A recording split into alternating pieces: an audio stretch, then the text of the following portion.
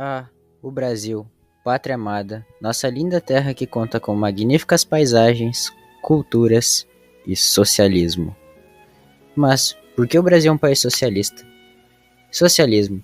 O socialismo pode ser descrito em poucas palavras como um processo de transição, ou melhor, revolução, onde, segundo Karl Marx, os meios de produção são coletivamente possuídos e controlados pelos trabalhadores, com o objetivo de abolir as classes sociais, a propriedade privada e as desigualdades econômicas. Mas antes de tudo, deve existir primeiro um grandioso e poderoso governo que atue com mão de ferro.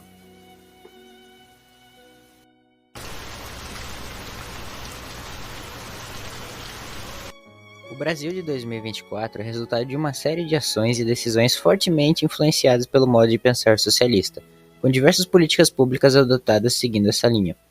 O Leviatã é um personagem bíblico descrito como um feroz monstro marinho, mencionado principalmente no livro de Jó, no Antigo Testamento. Ele é descrito como uma criatura imensa e poderosa, com escamas que são impenetráveis e que provocam grande temor nos homens. Muitos interpretam o Leviatã como uma alusão ao Estado, um mecanismo político feito para reger e imperar sobre os homens, fazendo-os temerem e obedecerem a uma vontade maior. Nesse sentido, não é surpreendente imaginar o Brasil, um país onde o governo manda e desmanda como bem entender. Nossos políticos, eleitos pela vontade soberana do povo, sentem-se livres para impor suas agendas enquanto durar o mandato, em detrimento do tão aclamado bem comum.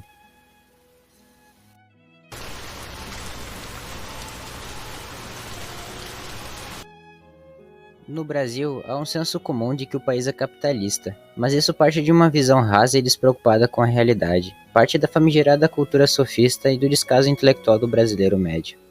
O brasileiro, provido pelo sistema de consumo moderno, tem a breve sensação de abundância e de viver em um sistema capitalista opressor, ao não ter acesso a bens de consumo mais refinados. Mas suas realidades econômicas muitas vezes refletem uma dependência das políticas públicas e uma cultura de subsídios, o bom e velho pão e circo.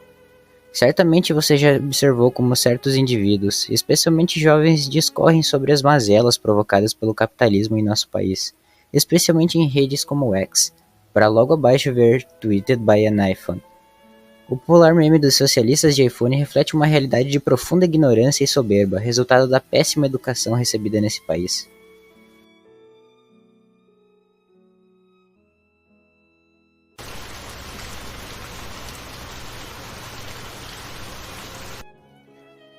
Nunca há consenso entre as pessoas quando se trata de educação, mas é certo de que há modelos melhores que o brasileiro. O que acontece com o cidadão brasileiro é que, logo ao nascer, o Estado já toma posse de toda a sua vida e dita, através do Conselho Nacional de Educação, como deverão ser seus estudos pelos próximos 17 anos. A Base Nacional Comum Curricular, BNCC, é um mecanismo utilizado em escolas, tanto públicas quanto particulares, que é fundamentalmente averso às noções básicas de educação. Ou seja, não apenas a educação é obrigatória, mas é imposta nos mínimos detalhes, semelhante a uma lavagem cerebral. Talvez seja por esse motivo que, apesar de o Brasil ser o país que mais investe em educação na América do Sul, seja um dos piores colocados nos rankings de educação global.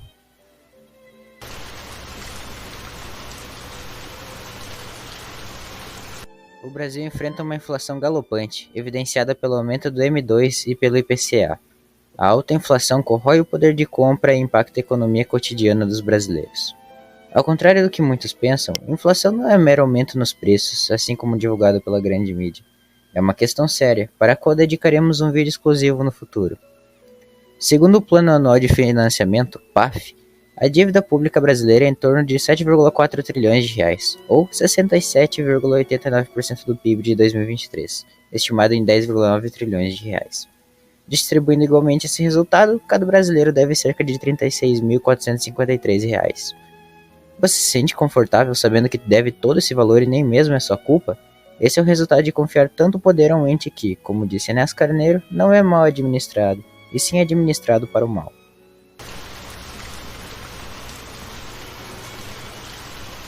É sabido que nosso país lida com um elevado endividamento externo e interno, o que compromete a estabilidade econômica e aumenta a vulnerabilidade a crises.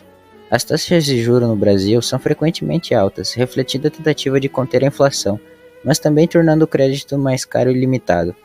Em suma, a taxa Selic é a taxa básica de juros da economia brasileira, definida pelo Banco Central. Ela serve como referência para os juros cobrados em empréstimos e financiamentos no país, influenciando a inflação e a atividade econômica. Isso claramente não é um sinal de economia livre e próspera, mas um mecanismo opressivo que governos, através de seus bancos centrais, utilizam para remediar os problemas causados por eles mesmos. É um controle de preços, uma planificação velada da economia, fruto do monopólio de emissão de moeda.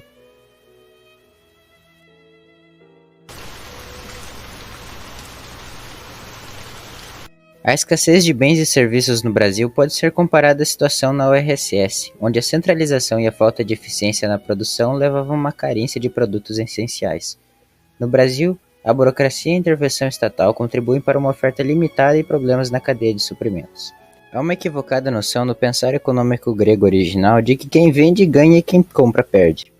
A escola austríaca de economia nos ensina que trocas voluntárias tendem a enriquecer ambos os lados da operação, pois, se eu preciso de algo, vou buscar comprá-lo pelo melhor preço, e se tenho algo, outros tentarão obter de mim pelo melhor preço. Essa dinâmica cria um ambiente em que preços, devido à livre concorrência, se autorregulam e estejam sempre de modo a favorecer ambas as partes. E como é de se esperar, essa noção é duramente reprimida pelas políticas financeiras brasileiras, com restrição como no mercado das campeãs nacionais, empresas de setores estratégicos que detêm o monopólio da operação legal, ou seja, são estatais. Acontece que, ao minar a concorrência, há pouco ou nenhum incentivo para a boa prestação de serviço ou entrega de produtos de qualidade e em preços acessíveis ao bolso do trabalhador. Me diga as motivações que eu te digo os resultados.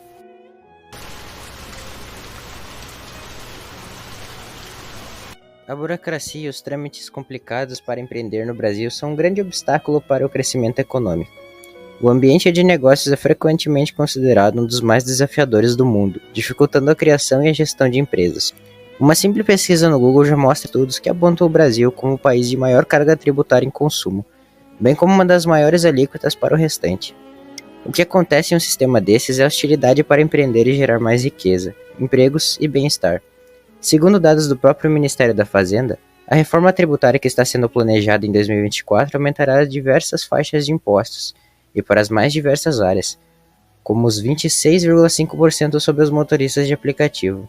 Logo, a expectativa é que só piore o cenário. Já segundo o IBGE, 80% das micro e pequenas empresas não chegam a completar o primeiro ano, e 60% fecham antes dos 5.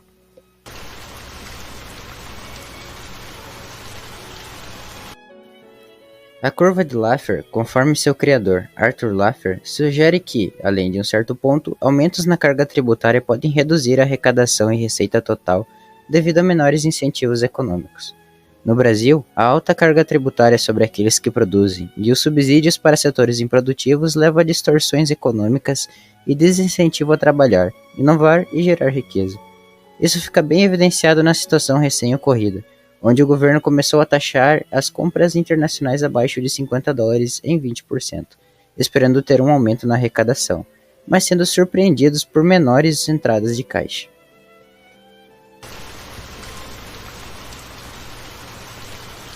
A Previdência Social do Brasil é como um esquema de pirâmide velado.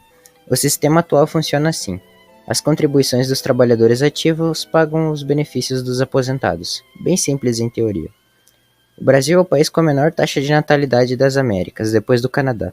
Ou seja, no futuro não haverão tantos jovens e adultos em idade de trabalho para compensar o número de idosos aposentados, coisa que já levantou preocupações, como a Emenda Constitucional 103 de 2019, popularmente conhecida como Reforma da Previdência. Coisa é essa que não passa das últimas tentativas de salvar um sistema fadado ao fracasso. Mas então, não é só não participar desse sistema corrupto e ineficaz? Fazer uma previdência privada e viver de suas economias quando sua hora chegar? Isso considerando que seu patrimônio não será solapado pela inflação? Mas nem mesmo isso é possível, tendo em vista que o pagamento da previdência é obrigatório, sendo descontado diretamente da folha de pagamento caso o trabalhador faça parte do regulado sistema CLT.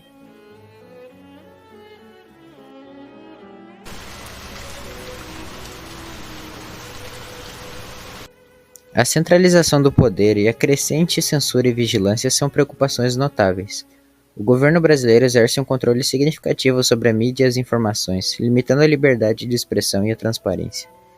No clássico 1984, é descrita uma distopia onde a figura do maligno, representada pelo Grande Irmão, constantemente vigia a vida dos cidadãos de Oceânia, o país que governa. Com essa descrição, não é difícil traçar um paralelo com o nosso país, onde você deve informar dados sensíveis para as mais simples coisas, onde seu sigilo bancário pode facilmente ser violado, onde há um registro centralizado de todos os seus metadados e afins. E como nada é tão ruim que não possa piorar, o governo federal pretende introduzir o real digital, batizado de Drex. Isso minaria completamente qualquer sigilo monetário, bem como possibilitaria bloqueio de fundos por quaisquer motivos que seja. Já no campo da liberdade de expressão, ou melhor, a falta dela, é normal vermos casos como o de Alan dos Santos, culpado pelo famigerado crime de opinião, coisa totalmente tirânica por parte do Estado. Além disso, é comum ver comentários desativados em postagens de redes sociais oficiais, justamente para evitar críticas, sem contar nos jornais e influenciadores que recebem cheques públicos conforme compactuam com o sistema.